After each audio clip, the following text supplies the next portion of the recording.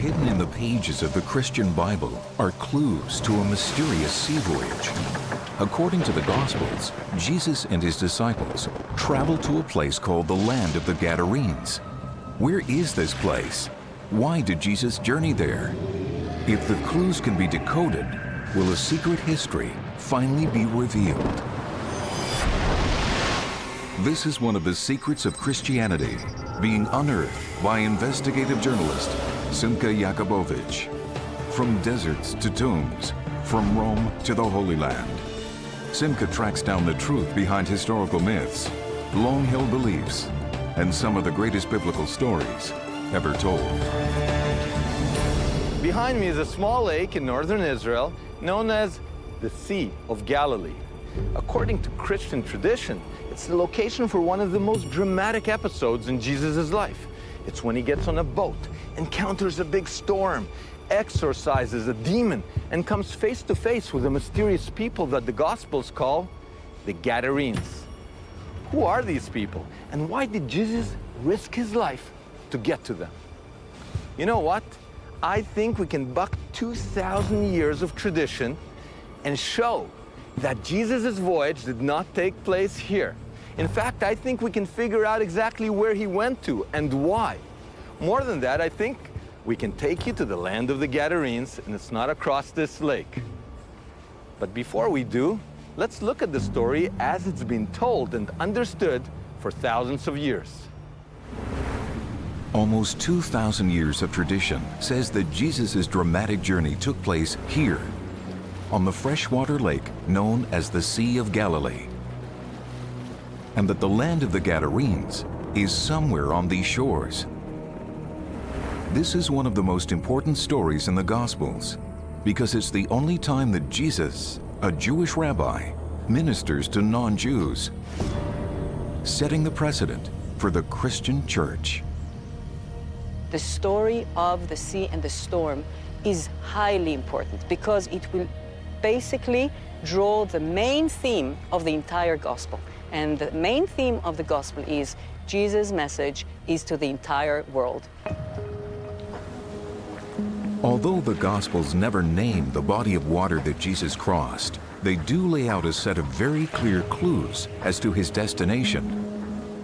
The Gospel of Matthew records that Jesus traveled with the 12 disciples, and there arose a great tempest in the sea.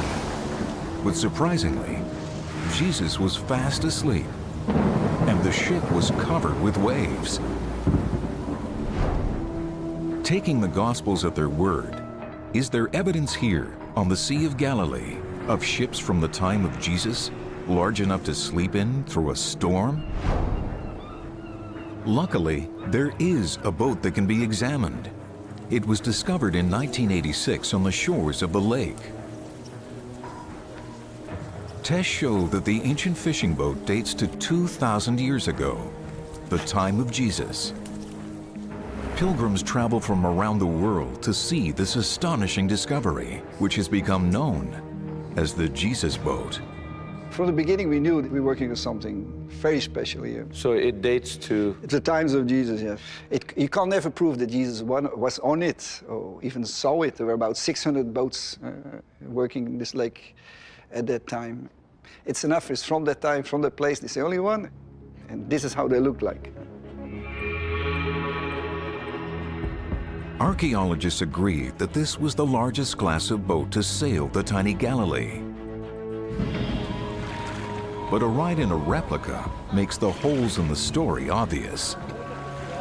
If the voyage took place here, Jesus, all of his disciples, and maybe even a crew would have had to squeeze onto this relatively small boat. And the Gospels are unequivocal. There was a great tempest, waves crashed over the ship, and Jesus slept through the storm. So is this a good ship to go sleeping in? You can sleep in it, but not in a storm.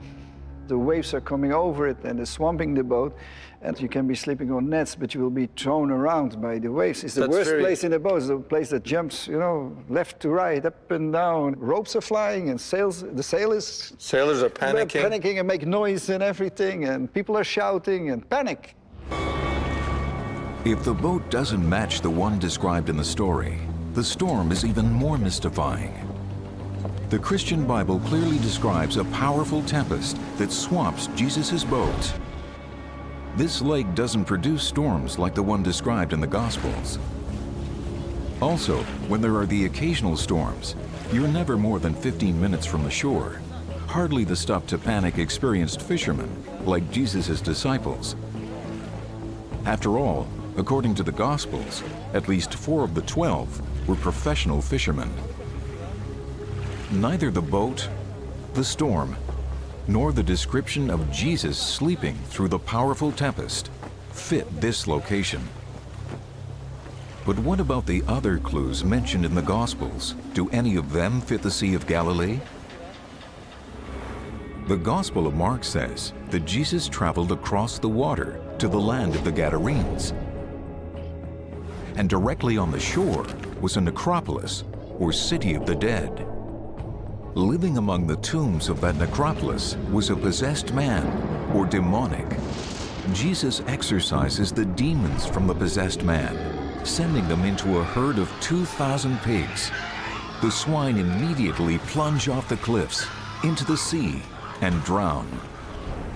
If this story really took place on the Sea of Galilee, where is the necropolis? Where are the tombs, the pigs, and the land of the Gadarenes? Around the lake, pilgrims point to 3 candidates for Jesus' destination. From his base in Capernaum, they say Jesus would have sailed east, so the first candidate for the land of the Gadarenes is a place that is today called Cursi. Less than 9 kilometers from Capernaum, it's the largest ancient port on the Sea of Galilee.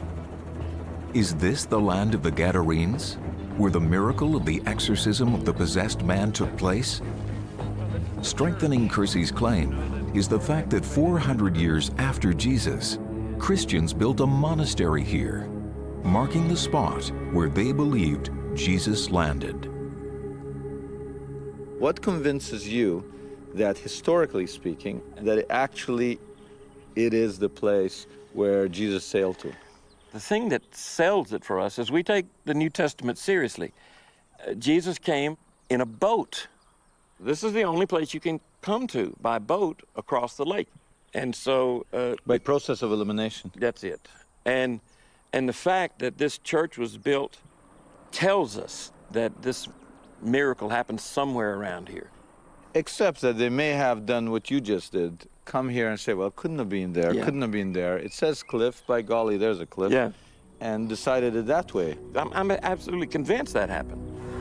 Pilgrims found a port and a couple of 50-meter-high cliffs set back from the shore and decided that this must be the land of the Gadarenes. Looking at the cliffs, they saw a few caves, and they decided these had to be the tombs mentioned in the Gospels. One of these has been designated the tomb of the demonic since the 5th century. What leads you to think that there's even a tomb here? We know that in the 1st century, caves were used for burial. And here we have a large cave, and there's some others here in the area. So that leads us to believe that these were areas were used for tombs, and believed to be the tomb in which the demoniac would have lived. Why do we think that? Just because there's a cave? There's no necropolis here. It's just the caves are our best example of... One cave? This was the largest, and usually you'll take the largest and say that's the cave. In fact, ongoing excavations show no evidence of a tomb or a necropolis here. And there's one last problem with the checklist. A large herd of pigs hardly seems plausible in a Jewish country. Let me ask you, have you found pig bones here? You know, I don't think we have. We found every other kind of bone, just about. But you found no ancient pig bones? No, not that I know of. Because of all this, even the early pilgrims weren't fully satisfied with this location, so they kept looking. 2 kilometers away, at a place called Hippos, they marked another site with a church, just in case the land of the Gadarenes was further inland. I'm standing at the site of ancient Hippos. You could see it's being excavated. It's not quite open to the public yet. It's literally being unearthed right now. And right over there, you see the Sea of Galilee. So this is one of the great candidates for where the miracle of the swine, the demonics, happened. But there's a problem. It's not on the sea. There are no cliffs right next to the water. There's no necropolis or city of the dead. So there's a lot of problems with it. The only part of Kürsi in Hippos that matches our checklist are the cliffs. But they are hardly impressive and they're far from the water. And yet, there is one final candidate in this area for the land of the Gadarenes, one which attracts more pilgrims than any other. The reason for its popularity is that it's actually called Gadara. So this is the gate to Gadara? This is the gate of the 1st century AD to Gadara. So we're talking Jesus' time. Yeah, this is Jesus' time. When 5th century Christian pilgrims came here, they found a necropolis that suggested a connection to the Gospels and built a church over the most impressive tomb. The people who built this church believed that this could be the place of the man with the demons inside and the story with the pigs, and that Jesus came to this place and exorcised these demons. Here, the name of the city, the necropolis, the size of the tomb, and even the cliff-like escarpment suggests a match with the Gospels. But there is a problem. The Gospel of Mark explicitly says that the cliffs and the necropolis were right by the sea. But we're very far from the Sea of Galilee, right? That's right. It's a problem, of course, but you see, it's a miracle. And people just believed in this story. But it's a 6-kilometer hike. That's it. But you don't have to look word by word of this miracle. In fact, Gadara doesn't really match the story at all. It's not only far from the water, but there's no evidence of an ancient port anywhere at the southern end of the lake. Nowhere at all for Jesus to land. The necropolis at Gadara has no port, and the port at Kürsi has no necropolis. Hippos doesn't match at all, and the Sea of Galilee is too small. The boat too small. The destinations are too close. Nothing in this story matches with this Holy Land location. So if Jesus didn't cross the Sea of Galilee, what body of water did he cross? Where did he go and why? Interestingly, at the time of Jesus, there was one other city named Gadara, not on the Sea of Galilee, but far, far away across the Mediterranean in southern Spain. The Gospels tell us that Jesus embarked on a sea voyage to a mysterious place called the land of the Gadarenes. Most people place the Gadarenes somewhere on the Sea of Galilee, but as we've seen, nothing, absolutely nothing here fits that story. So where did Jesus go and why? To answer those questions, Simca heads to Jerusalem to look at an original Greek version of the Gospel of Luke.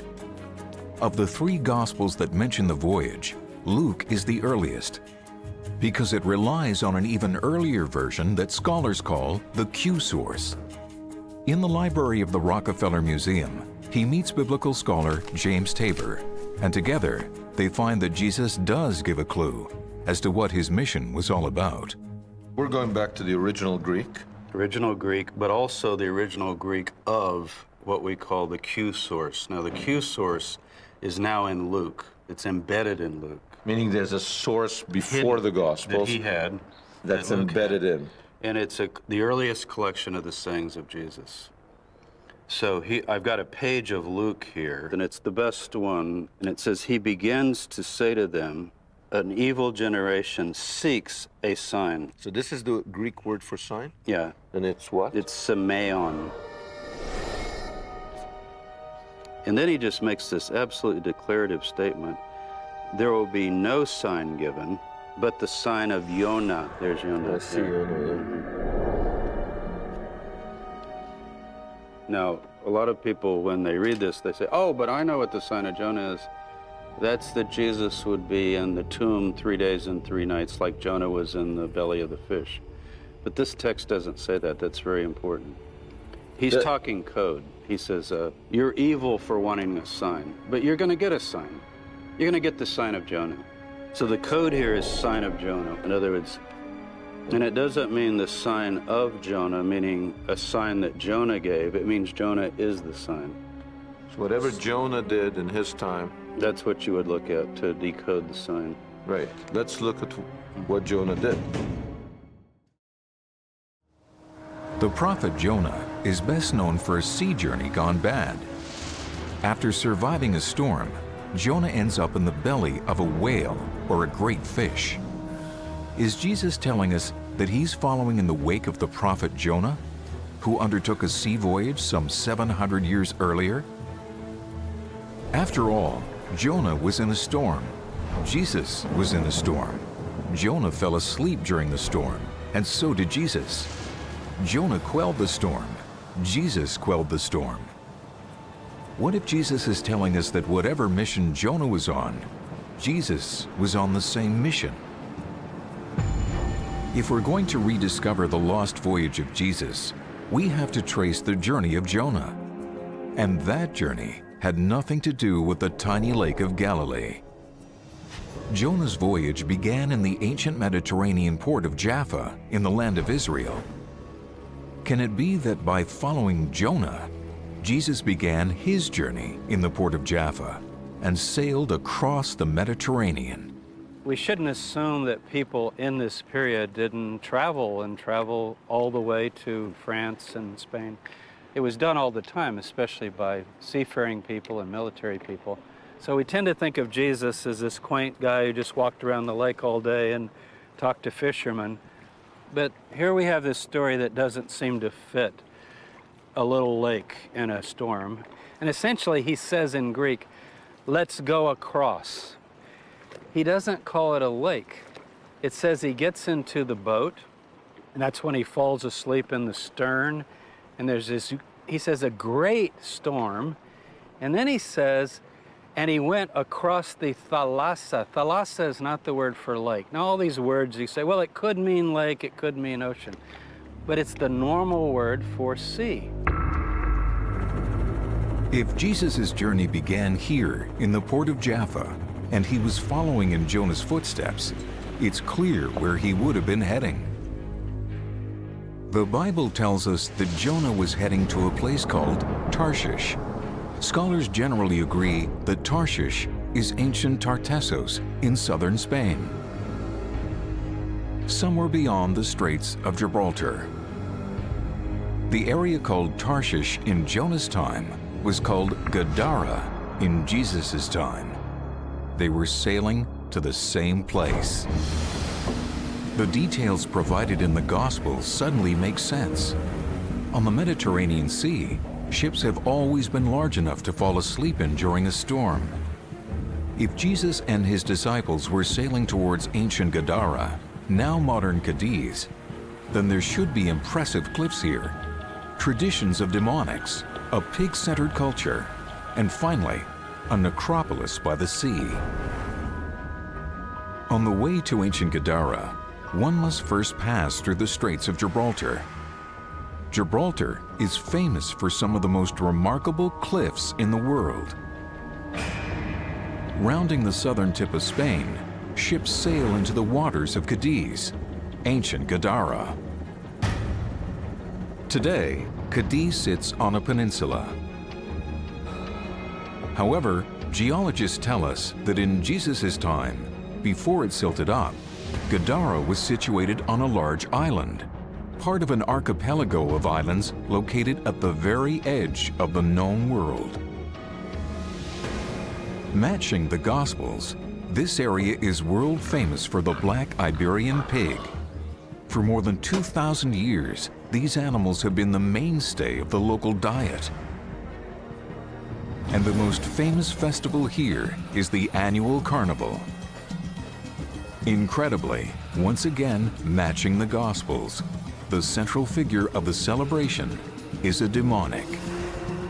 According to the Gospels, the demonic lived in a tomb in a necropolis by the sea. Have any tombs been discovered under the streets of modern Cadiz? In fact, there have been, and they contained some of the most magnificent marble coffins found anywhere in the world. But what about the necropolis that once housed such breathtaking coffins? Have any of the tombs survived? A site just a few kilometers inland from Cadiz may hold the answer. Y últimamente, a través del estudio de unas fotografías aéreas, hemos podido ver el lugar donde se hacían los barcos, donde se guardaban las mercancías. Esta es una ciudad portuaria. Tenemos un puerto que no hay nada parecido en todo el Mediterráneo. According to Professor Mata, Dona Blanca was the ancient port of Cadiz. Geological research shows that 2,000 years ago, instead of flatlands, there was a rocky shore here and a sharp drop-off around the ruined city. There were cliffs like the ones described in the Gospels, and there were tombs, lots of tombs. Está la ciudad, que es donde estamos ahora, a la espalda. La necrópolis es una necrópolis enorme, son 2 millones de metros cuadrados. Ahí, en el siglo I, veía una ciudad pequeña y llena de tumbas, muchas tumbas, miles de tumbas, lo que se pueda ver en su día, que se vería con árboles, se verían las tumbas, el agua corría seguramente, era una estructura de jardín, de paraíso, ¿no? Necrópolis. Eso lo vería pues no estando en uso, evidentemente, y las tumbas abandonadas. If Jesus sailed into this necropolis, he might have seen an abandoned burial site, a demonic living in an ancient tomb, and swine grazing among the trees. But of the 5,000 tombs found here, only one has been excavated. Professor Mata agrees to take Simca to it. This excavation has never been filmed or published. The tomb conforms to the traditions of the early Canaanites and Israelites. In a Spanish context, scholars call these people Phoenicians. Clearly, this tomb is big enough for a demonic to live in. In fact, Professor Mata has a surprise for Simca. Pues cuando esto lo excavamos y ya lo dejamos, pues cuando volvimos al siguiente año encontramos que había un señor aquí viviendo, un pobre viviendo. There was a man living in the tomb. Sí. Clearly, we're in the right area. We seem to be in the general area described by the Gospels as the goal of Jesus' journey. But around here, you have several necropolis by the sea. The one at Gadara is not the only one. And it would seem to me that if Jesus did come here, there would be some kind of oral tradition preserving that event. So I want to find the exact spot where Jesus landed.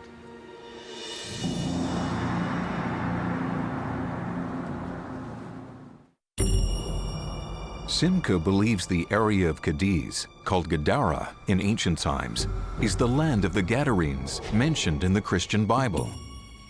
He also believes that this was Jesus' destination when he embarked on the sea voyage recounted in the Gospels. But there is no oral tradition that Jesus made landfall here, so he's now looking for a nearby island that has the physical characteristics required, along with a living tradition that Jesus was there. The key is the storm described in the Gospels. If the storm defines where Jesus made landfall, then it would have to be around the Balearic Islands, just off Spain, an area notorious for its life-threatening gales. If Jesus set sail from the port of Jaffa across the Mediterranean, what would have happened? He probably would have been caught in a storm. That's what happens. And sailing then was a little more dangerous than sailing today. And when that happened, when you were caught in a tempest, sailors set sail for the largest of the Balearic Islands here, Mallorca. And if you came into this safe harbor, or one like it, you're confronted with cliffs on the one hand, that's the geology of the place, but the culture of the place is cities of the dead, dwellings of the dead, tombs. As in nearby Cadiz, the geography of this area fits the story in the Gospels. As in Cadiz, the people here buried their dead on the beaches in tombs large enough for the living to take refuge in. Like the necropolis just outside Cadiz, this necropolis was already 700 years old by the time Jesus was born. If Jesus did come here, some of his first followers, all of them from Israel and all of them Jewish, would have followed in his footsteps after the crucifixion. But is there any hard archaeology linking this island with those early Hebrew-speaking followers of Jesus? Hidden away in a corner of the Archaeological Museum of Mallorca, there are 3 lead Hebrew-inscribed anchors found in a Christian necropolis. Anchors are perhaps the earliest Christian symbols. Someone was literally buried with them. Ah, that's really heavy. Y aparecieron en un contexto de necrópolis. Necropolis? Sí. Se llaman paleocristianos porque son los más antiguos que están documentados que tuvieran presencia en la isla. Y que las 3 llevan una inscripción en alfabeto hebreo. The Hebrew inscription names the man buried with these anchors.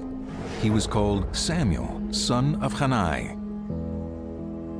Suddenly, Simca notices something. I have a surprise for you. There's more inscriptions here, more ancient inscriptions. See here? I see here, this looks like either an Aleph or a Mem. This is a Shin. Let me get this straight. Somebody was buried with us? Sí. Las lápidas fueron halladas sobre una sepultura, con el cuerpo orientado hacia Jerusalén. Simca's discovery draws the attention of the head curator of the museum. This is R. Yehusha. It may say from Jerusalem. Have you ever seen this before? No, never. We've discovered a new inscription. That's right. Right in the place where Jesus would have had to take shelter if he was caught in a Mediterranean storm, Simca has tracked down a 2nd century Jewish Christian burial that is commemorated with anchors.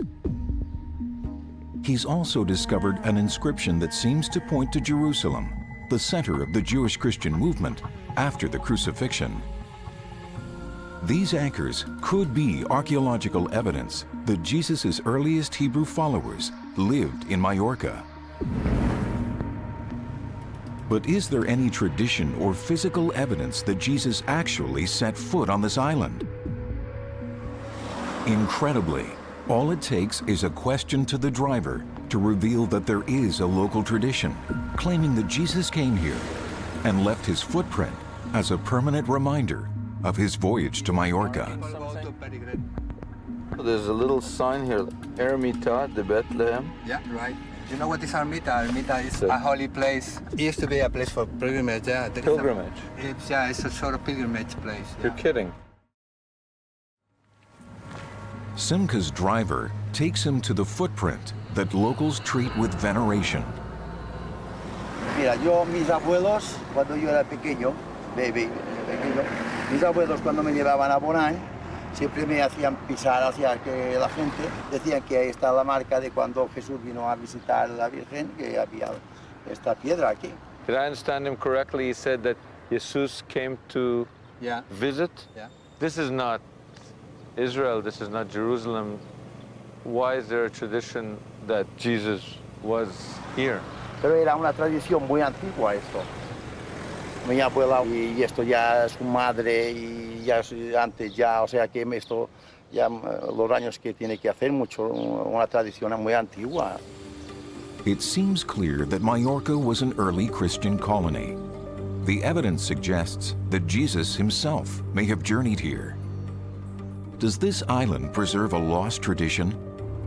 since some of Jesus' earliest followers included members of his family. Is it possible that Simcha can now come face to face with their forgotten descendants? Traditionally, people have assumed that Jesus never, ever left the shores of the Holy Land. But our investigation has led us to the conclusion that his famous journey to the land of the Gadarenes, mentioned in 3 of the 4 Gospels, was not a 9-kilometer trek across a tiny lake called Galilee, but an epic voyage across the Mediterranean to Spain. We have revealed that the geology, geography, culture, and archaeology mentioned in the Gospels match southern Spain and nowhere else. In fact, on the island of Mallorca, we found a living tradition that Jesus made landfall there. There's even a stone revered as a cast of his foot. After the crucifixion, his movement, which included disciples and family, were on the run from the Roman authorities. Is it possible that they literally followed in their master's footsteps? Is it possible that Mallorca is home to his descendants, sometimes called the Ebonites? Did the Ebonites think of Jesus the way other Christians do? They would probably think of Jesus more as a human being. He was on a mission sent by God. He was in the long lineage of the kind of prophets and leaders of ancient Israel. But he was a human being. They would never have thought of him as a divinity or a son of God. Let's say they were still alive, their descendants. What would have been preserved? What traditions? First of all, I think it's a remarkable idea. I mean, it's a question that's never been asked before because everybody assumes that the Ebonites disappeared from history. And I think it's very possible that that tradition could survive. And I think there would be a consciousness, at least, of being descended from his first followers. His first followers in Jerusalem included family members.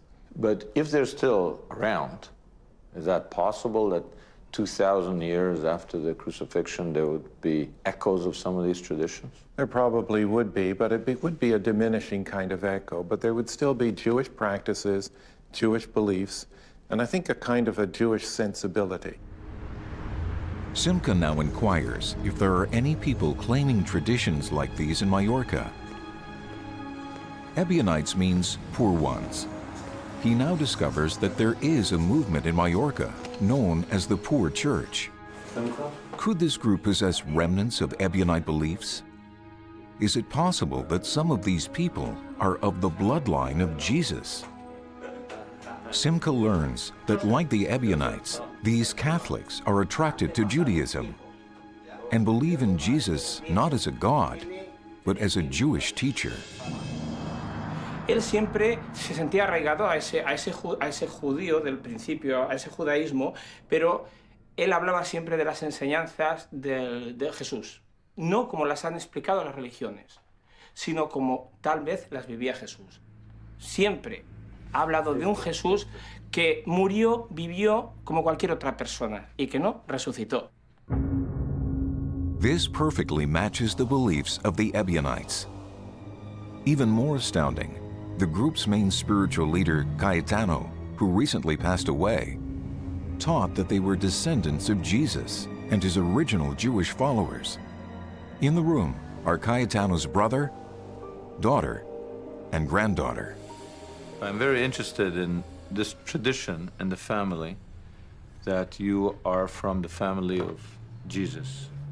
Nosotros somos descendientes de los judíos que vinieron a Mallorca.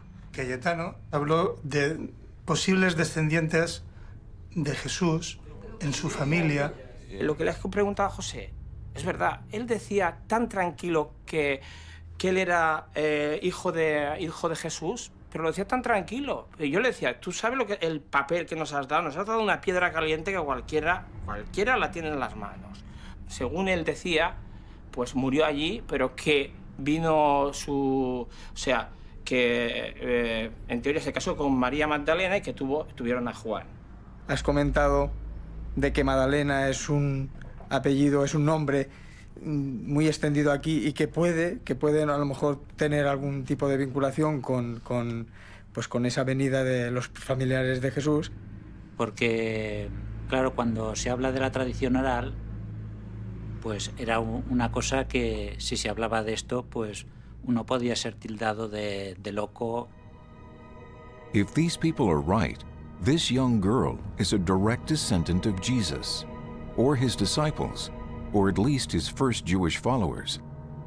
But she seems more interested in their religious beliefs than her bloodline. Nunca me han llamado la atención, es decir, me interesa a lo mejor el judaísmo como religión, el judaísmo como historia, pero no tengo interés de ni saber si yo soy descendiente, no sé. Is this really possible? Are these people of the bloodline of Jesus? If Jesus did come here, and if the Gospels recorded the journey, why have we not known about it until now? The Gospels record a sea voyage by Jesus to a place we've traced as southern Spain. Jesus thought this mission was so important that he tells one of his disciples to get on the boat instead of burying his father. He tells him, let the dead bury the dead. Essentially, he's telling him to break one of the 10 commandments, honor thy father and thy mother. What could be so important? Jesus says that if you want to understand him, we've got to look at Jonah. He calls it the sign of Jonah. And as we've seen, Jonah too traveled to southern Spain. Why? Just when you say the word Spain, to me, in my field, it rings all kinds of bells. Because in the prophets, it's the ends of the earth. And the Messiah has to reach to the ends of the earth. There's something in the agenda of a Messiah that people tend to forget. He's got to do a number of things, basically 3 things. He's going to sit on a throne and rule over his people. And he's going to bring peace and justice to the world. But the third thing that's often forgotten is he's got to bring in the rest of the tribes of Israel that are not living in the land during the time of Jesus. 10 of the 12 tribes of biblical Israel were exiled from the Holy Land around 700 BC. One of these tribes was called Gad. At the same time as the exile of the tribe of Gad, historians tell us that a colony was established in southern Spain. In fact, most places in the area, such as Guadalquivir, Guadiana, and Guadalat, include the Spanish word for Gad in their names. Interestingly, the Israelite tribe of Gad originated on the eastern side of the Jordan River, where the only other city of Gadara existed. Can it be that the exiled Gadarenes that once lived in modern-day Jordan made their way to southern Spain? Amazingly, to this day, people living in Cadiz don't call themselves Cadizians. Rather, they call themselves Gaditanos, Gadites. But is there any hard archaeological evidence linking the lost tribe of Gad to Spanish Gadara? Overlooked in a corner of the Museum of Cadiz is an ancient inscription that dates to the 7th century BC, the time of Jonah, when the tribe of Gad would have arrived here. The inscription is in Hebrew, and it reads, "My father is Gad." If Jesus, like Jonah, was trying to return the lost tribe of Gad, he failed. The Gospels tell us that the Gadarenes asked him to get back on his ship and go back where he came from. It seems that when the Gospel writers set this story to paper, they removed some important details. They shrouded the land of the Gadarenes in mystery, leading pilgrims to situate it in the Galilee, a place where it doesn't belong. Could it be that the big secret of the trip to Gadara is that actually Jesus failed? Because the Gadarenes clearly say, get back on that boat and get out of here. He does say that he was only sent to the lost sheep of the house of Israel. Fish and sheep are the two images of the lost tribes. I'll raise a shepherd and he'll bring back the lost sheep, tell stories about lost sheep, and then fishing, pulling fish in. Since he doesn't do it, it's not something the Gospels would report triumphantly. There's no record of huge numbers from Spain, you know, coming to Jerusalem and saying, here we are. So maybe if it's a failed mission, you just lose it or forget it. Whether it's conscious or unconscious, I don't know. If it was a failed mission, that would explain why the story has been lost. It would also suggest that his closest followers would have expected the second coming to occur in Spain. They would have expected him to succeed where he had once failed. Perhaps that's why James, son of Zebedee, one of the 12 disciples, followed in Jesus' footsteps. He went to Spain, and tradition holds he was buried there, making Santiago de Compostela the third most important pilgrimage destination in all of Christendom. And what about Paul?